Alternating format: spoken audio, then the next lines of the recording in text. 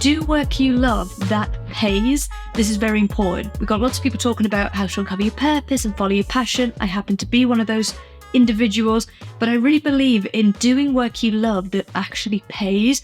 And here's where you've got to make an important distinction.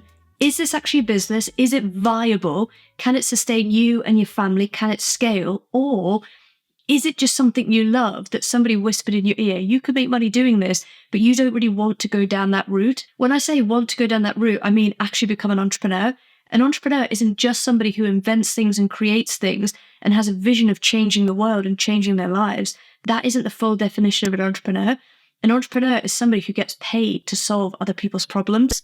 That's what an entrepreneur is. Getting paid means they either have the ability to craft the offer, build the sales page, go out and sell it, literally flog their wares, or they have the foresight to hire somebody or partner up with somebody who is brilliant at that side of things.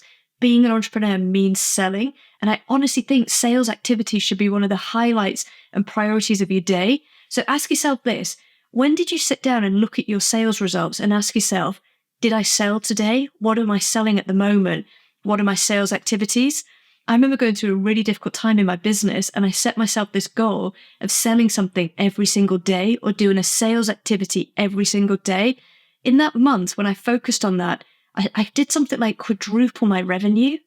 And I sat back and I was like, doing sales activities first and putting sales activities in focus actually has a real impact.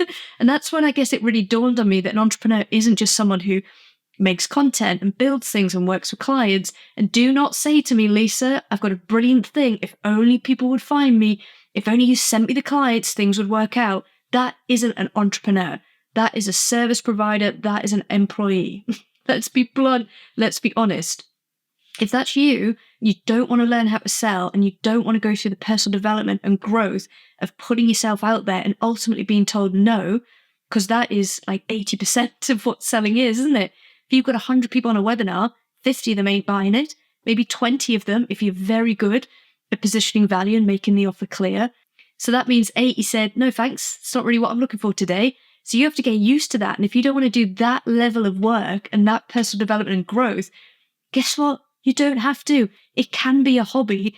You could maybe find a job that pays you to do it. And I'm not saying this in a way of like, oh, you're not good enough to be an entrepreneur. It's a personal decision.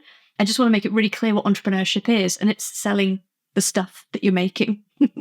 The other thing is finding a market that can actually afford you. So I've said this a few times. Sorry if it's repetitive, but I've had clients say to me before, Lisa, my clients can't afford me. And I'm like, whoa, okay, wind it up a second there. Just roll that back.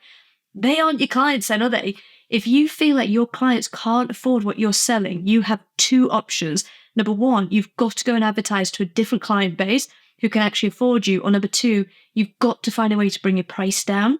So if you want to sell one-to-one to people who can't afford you, you've got to accept this cannot happen. I either have to reduce my price or I've got to deliver this in a different way. So instead of going one-to-one, maybe you cut the price by a tenth and now it's a webinar or an online course or a workbook or something they can buy in a way that's less time intensive for you.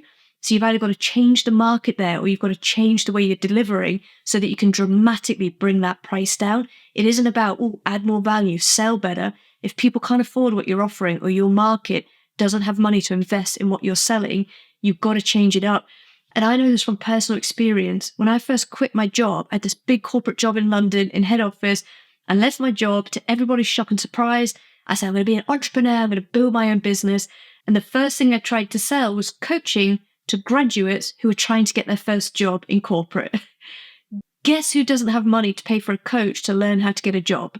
Yeah, that would be people who've recently graduated, who don't have a job in the job market looking for a job. It took me about 6 months to figure out that my clients couldn't afford what I was selling. So I started selling CV editing someone's CV and covering letter for like a tenner a pop, 25 quid a pop. And ultimately I realized this isn't going to work. So that's when I built the recruitment company and I went to corporates and started selling packages to them, upwards of 10, 15, 20 grand. One of the contracts was 30 grand. I think I must have been 24, 25 going into corporate. And we sold these packages to go and recruit the graduates. It was a very similar field, but I changed my angle, changed the offer, and ultimately I changed the customer.